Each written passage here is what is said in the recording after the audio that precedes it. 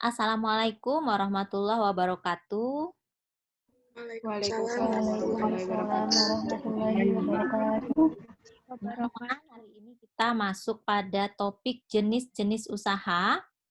Ada banyak jenis usaha yang bisa dijalankan oleh para pengusaha, di antaranya yang kita bahas berikut ini. Pertama, usaha menurut produksi. Nah, ada jenis-jenis usaha, salah satunya produksi. Produksi ini merupakan penciptaan barang atau jasa. Bisa berupa barang, seperti kita lihat di dalam contoh ini ya. Orang membuat mobil, mulai dari pernak-perniknya sampai pada spare part atau bahan-bahan baku atau apapun, sehingga bisa menjadi sebuah produk berupa mobil. Nah, produksi juga bisa terkait dengan jasa. Ya. Nah, mungkin di antara teman-teman ada yang sudah pernah berkunjung ke sebuah perusahaan, melihat proses pembuatan dari produk, mulai dari penyediaan bahan bakunya, kemudian dicetak, dan dikemas sampai proses pemasaran. Ya, ini produksi ini ya, biasa kita sebut yang punya perusahaannya tuh direktur ya, direktur perusahaan mobil, direktur perusahaan sepatu. Nah, ini kalau kita lihat dari jenis usaha secara umum. Ya, pertama adalah usaha atau dikategorikan sebagai produksi. Yang kedua, usaha keuangan, yaitu mencari dana untuk sebuah kegiatan, bisa kegiatan yang ada unsur dagang di dalamnya. Nah, ini banyak sekali kita, apalagi di zaman pandemi seperti ini, kita bisa menyaksikan beberapa usaha mencari dana. Ya, pegadaian misalnya, ini adalah salah satu usaha. Ya. Lalu yang ketiga, pemasaran. Kegiatan untuk menginformasikan barang dan jasa, mengidentifikasikan keinginan konsumen. Jadi ada barang atau jasa yang dipasarkan. Biasanya memasarkan ini tidak hanya satu atau dua komunitas, tetapi banyak konsumen yang menjadi sasaran pemasarannya. Ya, salah satu contoh di sini memasarkan asuransi, seperti yang kita kenal banyak asuransi swasta yang memiliki agen, dia yang menyebarkan dan memasarkan produk asuransi. Nah, pemasaran ini tentu ya ada di antara kita yang minggu lalu pada saat perkenalan ada juga yang berasal dari SMK jurusan pemasaran. Nah, ini dia pasti tahu apa sih kerjanya pemasaran ya. Mempublikasikan, mempromosikan produk, display produk gitu. Mempengaruhi pembeli supaya mau menerima atau mengkonsumsi produknya. Nah, ini bagian dari pemasaran. Berikut yang keempat adalah pengelolaan SDM atau sumber daya manusia. Maksudnya, mencari tenaga kerja dan meningkatkan kemampuannya. Kita pernah atau mungkin menyaksikan di berbagai tempat, televisi, media, atau yang lainnya, agen suster atau TKW, ini tenaga kerja wanita ya, biasanya direkrut mereka untuk dilatih, kemudian disalurkan ke tempat-tempat yang membutuhkan. Nah, ini dia. Ya, jadi yang dikelola apa? Sumber daya manusianya. Nah, beberapa waktu yang lalu ketika Bu Widya menjadi penyusun SKL di kementerian, itu ada namanya SKL barista. Beberapa teman membuat tuh, ya, komunitas barista, organisasi barista. Apa kerjanya adalah mengelola SDM. Siapa yang mau jadi barista? Yuk kita latih. Nanti setelah dia mampu untuk meracik kopi, ya, nah dia akan ditempatkan di kafe-kafe atau di toko-toko kopi yang sudah tersedia. Nah ini sekarang sedang menjamur ya barista. Walaupun masa pandemi, tapi tetap barista ini menjadi hal yang dicari orang. Nah, informasi-informasi pelatihan yang dicari. Nah, menurut lapangan usaha, kalau kita tinjau dari sisi lapangan usaha, ada beberapa jenis usaha, yaitu kalau kita lihat di sini ya, ekstraktif. Nah, ini usaha yang memanfaatkan kekayaan alam. Misalnya, para nelayan langsung mengambil kekayaan alam untuk dijadikan bahan usahanya, dijual, lalu dari sana dia mendapatkan uang. Nah, ekstraktif ini kesannya memang sangat mudah, sederhana, tinggal ngambil begitu ya. Tetapi kalau tidak dijalani dengan teknik yang benar dan memperhatikan lingkungan hidup, ini agak sulit juga. Nah, banyak sekali contohnya juga ini tambang batu bara. Ya. Ada usaha emas yang langsung diambil dari dalam bumi Indonesia. Bisa juga kategorinya di situ. Kemudian yang kedua pertanian, bercocok tanam. Cocok tanam misalnya para petani, dia menanam sayuran di kebun, menanam padi, menanam tumbuh-tumbuhan yang bisa menghasilkan uang. Apalagi sekarang ada yang organik-organik ya. Nah, ini di masa pandemi pun sangat banyak ya dibutuhkan bahan-bahan pokok yang bersifat organik. Nah, ini pertanian ini bahan-bahannya banyak dibutuhkan juga untuk bahan baku di restoran atau di perusahaan konsumsi, perusahaan makanan begitu. Berikut adalah industri. Ini lapangan usaha industri menghasilkan barang baru seperti pabrik sepatu. Nah, ini ada irisan ya dengan yang tadi di atas ada industri juga, tetapi ini spesifik dilihat dari sisi lapangan usahanya.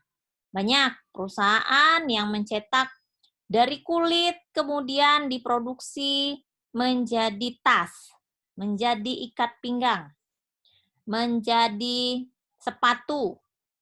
Ada juga kulit sapi diproduksi kemudian jadi kerupuk kulit. Nah, ini adalah jenis usaha. Nah, semakin dibutuhkan masyarakat, maka usaha ini biasanya akan semakin maju. Ya, walaupun di masa pandemi banyak usaha-usaha yang justru maju di masa pandemi ya. Misalnya usaha-usaha makanan gitu, GoFood ya. Bisa tetap terus berkembang meskipun masa pandemi.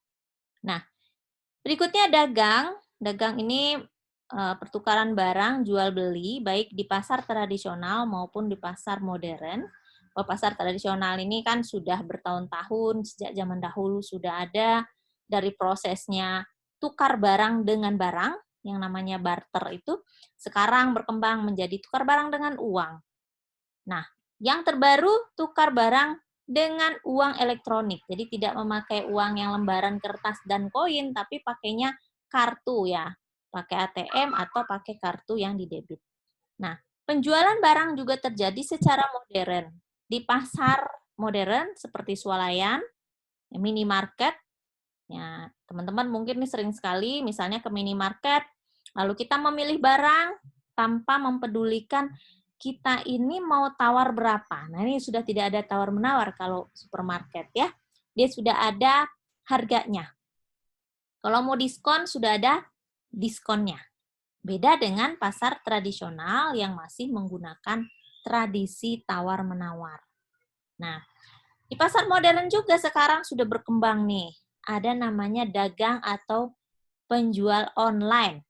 Dagang barang nih tapi online. Bahkan ada juga COD, istilah-istilah sekarang ya. Nah, ini beli baju tidak perlu ke mall, tidak perlu ke pasar, tapi mana? Dari handphonenya aja, COD, bayar di tempat. Nah, ini adalah sebuah paradigma baru di dalam usaha dagang, di mana orang tidak perlu datang ke tempat untuk memperoleh barang.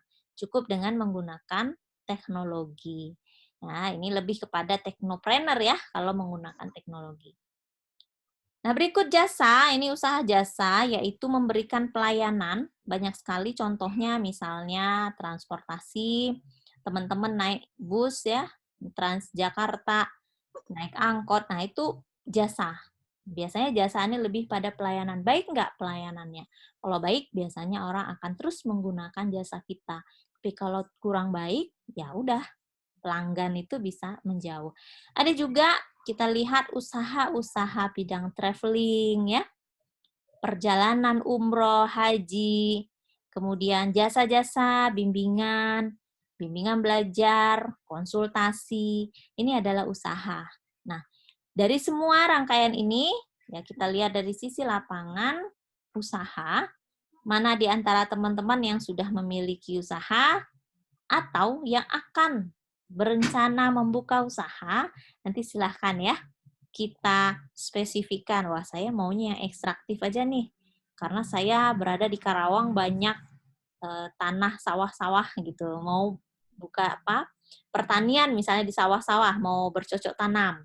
Ekstraktif, saya tinggal di tepi pantai, mau menangkap ikan, misalnya industri atau apa. Nah, ini boleh kita kreasikan nanti.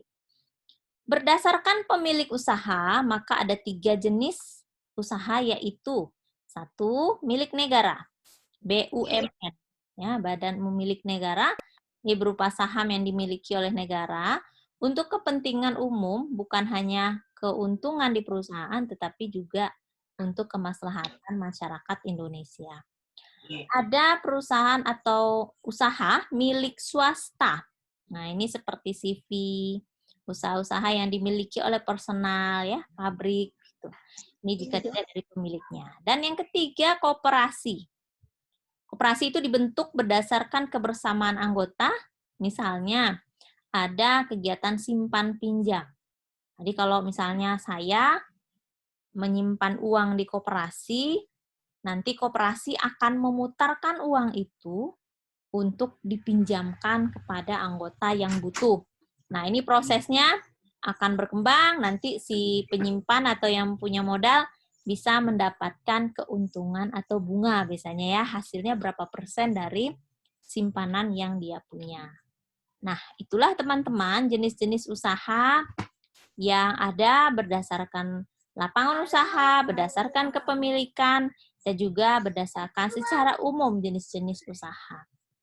Nah, untuk melatih kita memperkuat materi ini, kita mencoba diskusi di dalam link e-kampus tentang jenis usaha.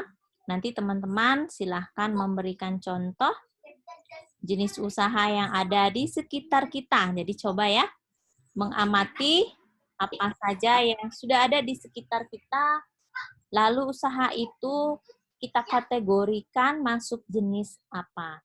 1, 2, dan 3. Mudah-mudahan bisa mendapat 3 ya, karena 3 ini standar lah. Kalau cuma 1 kayaknya terlalu sedikit. Nah, akan lebih baik nanti contohnya berasal dari usaha yang sudah teman-teman tekuni, jika sudah ada punya usaha, atau orang-orang terdekatnya seperti ibu ya, atau bapaknya punya usaha. Nah, itu bisa diberikan contoh. Jangan lupa itu diletakkan jenisnya apa nih, kategori usaha tersebut. Seperti itu, Bu Widya tutup dulu ini materi jenis usaha. Assalamualaikum warahmatullahi wabarakatuh.